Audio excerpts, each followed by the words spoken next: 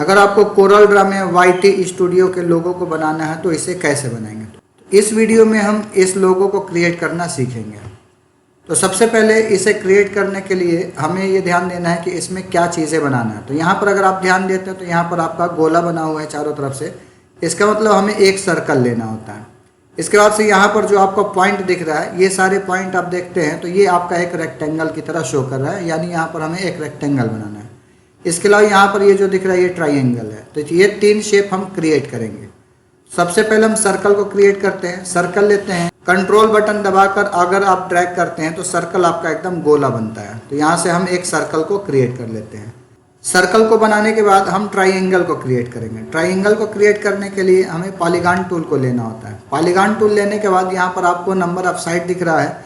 By default ये 5 set रहता है, तो इसको हम क्लिक करके और 3 कर लेते हैं। 3 करने के बाद यहाँ पर आप कंट्रोल बटन दबाकर सेम उसी तरीके से ट्राइंगल को खींचते हैं। ट्राइंगल को खींचने के बाद इसका एंगल अगर आप देखते हैं तो इस तरीके से आपका नहीं शो कर रहा है, तो इसको हम घुमाएंगे। तो ट्राइंगल को घुमाने के लिए पॉइंटर टूल को सेलेक्ट करेंगे। पॉइंटर टूल को सेलेक्ट करने के बाद यहाँ पर आपको एंगल दे रहा है घुमाने के लिए। यहाँ पर एंगल हम अपने हिसाब से देकर देखेंगे कि ये कितने पर घूम रहा है। तो सपोज हमें 50 पर घुमाना, 50 लिखकर इंटर करते हैं। 50 पर इंटर किया तो हमारा एंगल का शेप इस तरीके से दिख रहा है। तो सबसे आसान तरीका है, इसके ऊपर एक बार माउस से क्लिक करते हैं। माउस से क्लिक करते ही यहाँ पर आपका रोटेट का सिंबल दिखता है। इसको पकड़कर हम यहाँ से रोटेट कर लेते हैं। इस तरीके से हम ट्राइंगल को अपने हिसाब से एंगल में मिलाकर सीधा छोड़ देते हैं। तो ये देखिए आपका ट्राइंगल शेप इस तरीके से बन गया। अब इसके बाद इस शेप को इसके सेंटर में ले जाना है। इसके सेंटर में ले जाने के लिए आप ट्राइंगल को सेलेक्ट करते हैं, कीबोर्ड से शिफ्ट बटन दबाते हैं, उसके बाद सर्कल के ऊपर क्लिक करते हैं। इसके बाद C बटन केवल दबाते हैं कीबोर्ड से तो सेंटर चला जाता है, और फिर E दबाते हैं तो ये आपका सेंटर चला जाता है। यानी आपको C और E दबाना है, जिससे आपका ये ऑब्जेक्ट बिल्कुल सेंटर चला जाता है। यहाँ पर आपको इधर मार्जिन ज़्यादा दिख रहा है, इधर मार्जिन आपको कम दिख रहा है, तो इसको आप एक बार क्लिक करते हैं।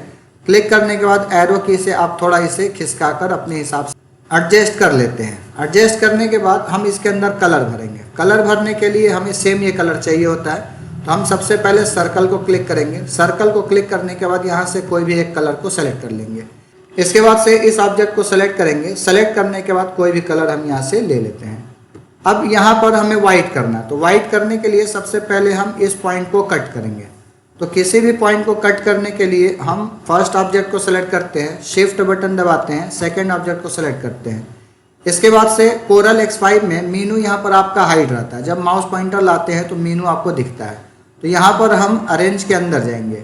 अरेंज के अंदर शेपिंग होता है। शेपिंग के अंदर आपका ट्रिम होता है।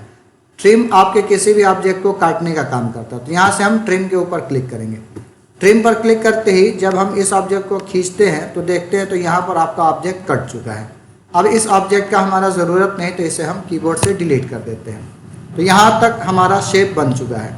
अब यहाँ पर रेक्टेंगल हम बनाएंगे। तो रेक्टेंगल बनाने के लिए आप रेक्टेंगल टूल को लेंगे।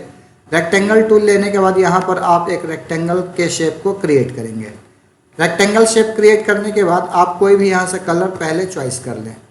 कलर चूज़ करने के बाद अगर आप यहाँ देखते हैं तो कॉर्नर इसका घुमा हुआ है और यहाँ पर थोड़ा सा रेक्टेंगल बाहर साइड में है। इसे करने के लिए हम शेप टूल को लेंगे। शेप टूल लेने के बाद हम इस कॉर्नर को घुमाएंगे। तो कॉर्नर को घुमाने के लिए थोड़ा सा F2 दबाकर हम जूम बढ़ाते हैं। F2 दबाएंगे, घेरे में लेंगे तो इससे आपके शेप की जूम बढ़ जाती है। अब यहाँ पर इस कॉर्नर को पकड़ेंगे। कॉर्नर को पकड़कर जितना आपको कॉर्नर घुमाना है ये आप अपने आवश्यकता अनुसार घुमा सकते हैं। तो यहाँ से हमने थोड़ा सा इसको कॉर्नर को घुमा दिया। कॉर्नर को घुमाने के बाद हम इस शेप के ऑब्जेक्ट को थोड़ा सा इधर की तरफ भगाएंगे और इधर से थोड़ा सा इधर की तरफ भगाएंगे। इसके लिए कीबोर्ड से कंट्रोल F7 की को हम प्रेस करेंगे। कंट्रोल F7 की दबाते हैं तो इन्वेलप खुलकर आ जाता है।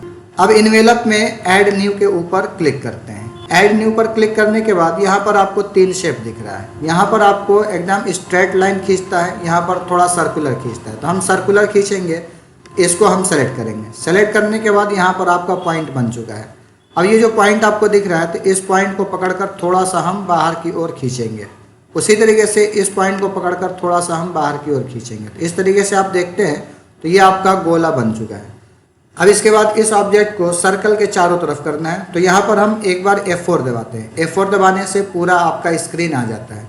यहाँ पर देखते हैं तो लगभग इस तरीके का शेप हमारा ये बन चुका है। अब इसके बाद इसको हमें चारों तरफ कॉपी करना है, तो इसके पोजीशन को थोड़ा हम बाहर की ओर लेते जाते हैं। एरो की से हमने इसको ऊपर कर लिया।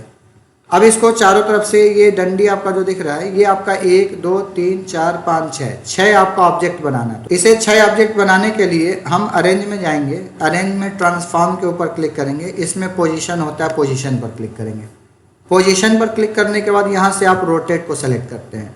अब यहाँ पर आपको एंगल पूछ रहा है, तो एंगल आप सेट करेंगे। सपोज 60 हमको देना है तो 60 एंगल देंगे।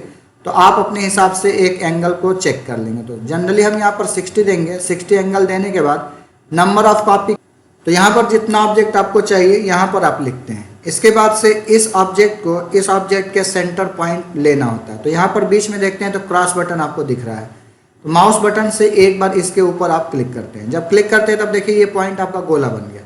अब इस गोले पॉइंट को पकड़कर खींचेंगे और खींचकर इस सर्कल के सेंटर से आप मिला देते हैं। सेंटर पर मिलाकर इसको आप छोड़ देंगे, तो ये पॉइंट आप देखते हैं तो यहाँ से हटकर यहाँ पर आ गया।